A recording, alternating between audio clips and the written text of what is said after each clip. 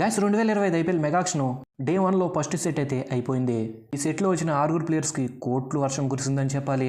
మెయిన్గా చెప్పాలి అంటే రిషబ్ పంత్ ఇంకా శ్రేయస్ అయ్యర్ ఈసారి మెగా ఆక్షన్లో కోట్లు సంపాదించారు. ఇంకా మొదటిగా ఆక్షన్కి వచ్చిన ప్లేయర్ హర్షదీప్ సింగ్. హర్షదీప్ని ఎస్ఆర్హెచ్ 15.75 కోట్లకి సోల్డ్ చేస్తే పంజాబ్ కింగ్స్ ఆర్టీఎం ద్వారా 18 కోట్లు పెట్టి తీసుకున్నారు. ఇది మాత్రం పంజాబ్ రైట్ మూవ్ అని చెప్పాలి. ఎందుకంటే హర్షదీప్కి 18 కోట్లు ఇవ్వడం వర్తే అని చెప్పాలి. ఇంకా నెక్స్ట్ ప్లేయర్ కంగిసో రబాడాని కొనడానికి కూడా చాలా టీంలు పోటీ పడ్డాయి. ముంబై, గుజరాత్ లాంటి పెద్ద పెద్ద టీంలు పోటీ పడ్డాయి. చివరికి గుజరాత్ 10.75 కోట్లు పెట్టి రబాడాని తీసుకున్నారు. ఇంకా థర్డ్ ప్లేయర్ శ్రేయస్ అయ్యర్ని కూడా 4-5 టీంలు కొనడానికి ముందుకొచ్చాయి. చివరిదాకా ఇతను కొనడానికి పోరాడింది మాత్రం పంజాబ్ ఇంకా ఢిల్లీ.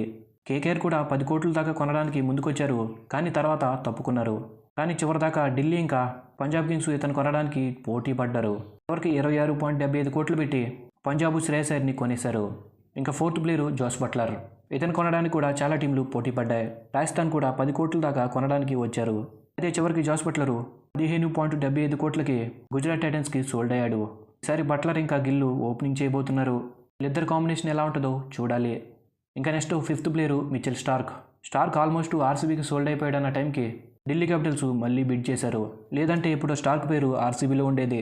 కానీ చివరికి ఢిల్లీ క్యాపిటల్స్ 11.75 కోట్లు పెట్టి ఢిల్లీ క్యాపిటల్స్ కొనేశారు. ఇక ఫస్ట్ సెట్లో 6th ప్లేయర్గా రిషబ్ పంత్ని కొనడానికి చివరిదాకా ఎస్ఆర్హెచ్ ఇంకా లక్నో సూపర్ జైంట్స్ పోటీ పడ్డారు. ఇప్పటికి లక్నోకి 20.75 కోట్లకి సోల్డ్ అయితే ఇప్పుడు ఢిల్లీ క్యాపిటల్స్ ఆర్టీఎం యూజ్ చేశారు.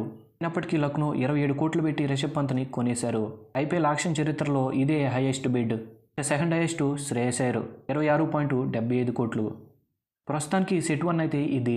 ఇలా ప్రతి దానికి సంబంధించి మన ఛానల్లో అప్డేట్స్ వచ్చేస్తూనే ఉంటాయి. కాబట్టి మన ఛానల్ని సబ్స్క్రైబ్ చేసుకుని బెల్ సింబల్ని ఆల్లో పెట్టుకుని ఉండండి. Thanks for the watch.